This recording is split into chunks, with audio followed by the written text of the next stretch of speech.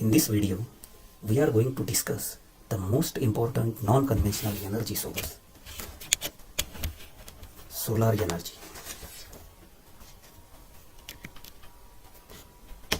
Sun is the greatest and primary source of energy.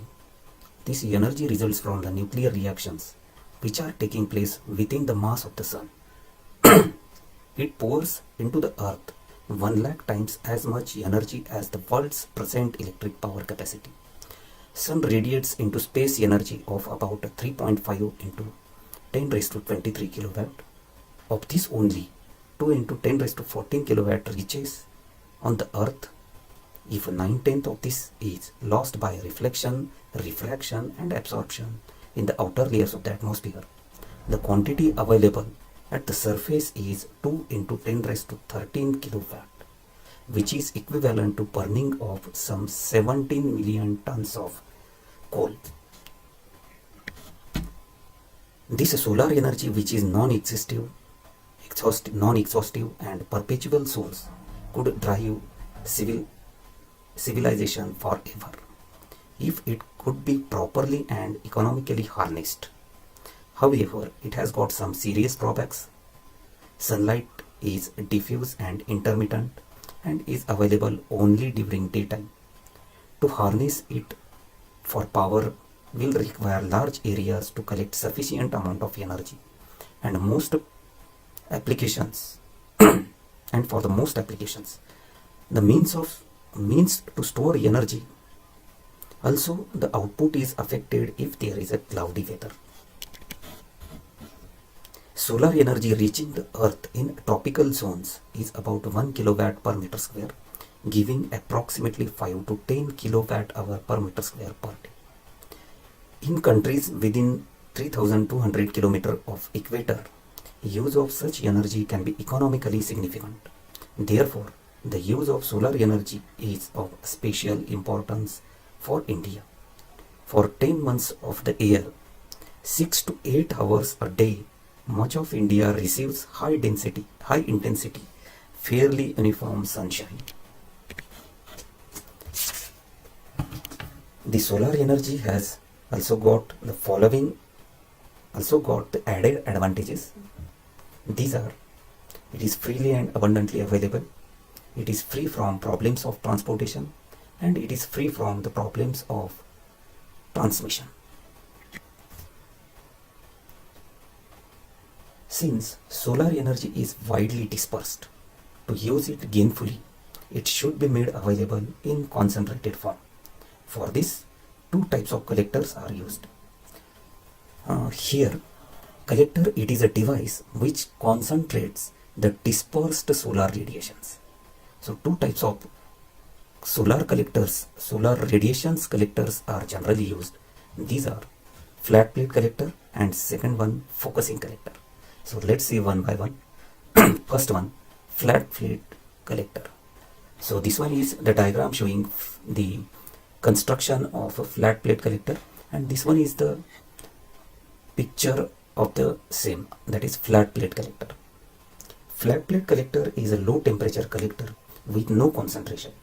The important parts of a typical flat plate collectors are shown here. The absorber plate.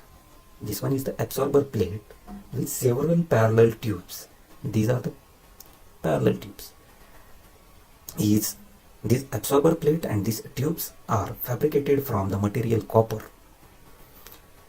These materials, this sheet and these tubes, these are joined together by the process soldering. The plate is blackened so as to absorb maximum amount of sunlight. The plate is enclosed in a box to insulate it on the sides and bottom so as to prevent losses and thereby attain high temperatures. Also, 1 or more transparent glass or plastic sheets are placed at the top of the blackened sheet so as to avoid heat losses by re-radiation. By this method, the absorbing capacity of the black paint is also preserved. The complete structure is placed at a proper inclination to the sun to absorb solar radiation. The heat absorbed by the plate is removed by circulating water or air in contact with it or through the tubes. The flat plate collector gives a temperature of only 60 degrees Celsius above the ambient temperature. That is the temperature less than 100 degrees Celsius.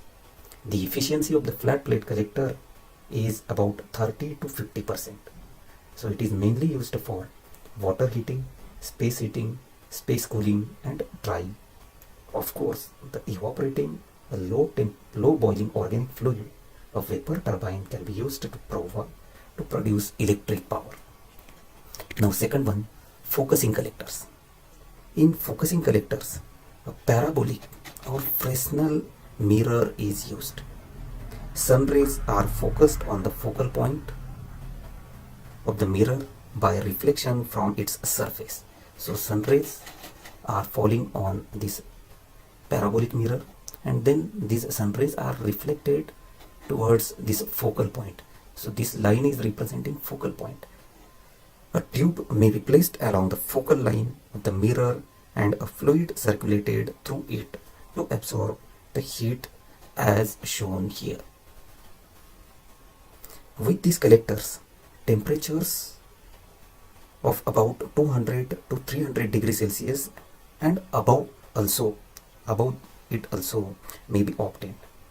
Here, some mechanisms should be provided to track the sun seasonally. Now, here this picture shows the arrays of these parabolic focusing collectors which are used to concentrate solar radiations to heat the fluid which is circulating through the pipes which are attached here. So these arrays are used for the purpose of electricity generation in the solar thermal power plant. So these focusing collectors, these are used for vapor engines and turbines, process heating, refrigerator and cooking. These focusing collectors are also used in solar thermal power plant and in thermoelectric generators, that is electricity generation by using thermoelectric effects. So in that also these focusing collectors are used. So friends, in this video we have seen the solar energy, how the dispersed solar radiations are concentrated with the help of flat plate collector and focusing collector. Their construction and their working we have seen.